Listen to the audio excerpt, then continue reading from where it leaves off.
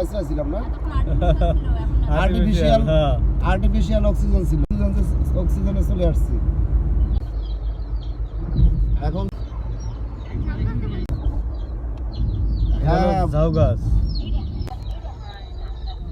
মানে ওই সাইড দিয়ে ঢুকে বের হয়ে আবার আর এক সাইড দিয়ে আবার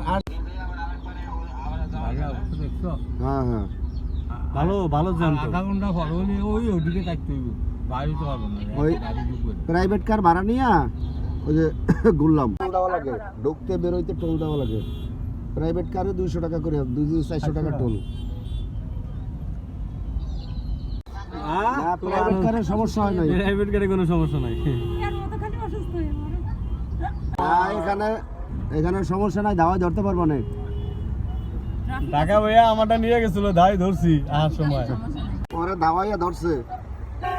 সবাই একটা লাইক দেন সাবস্ক্রাইব করে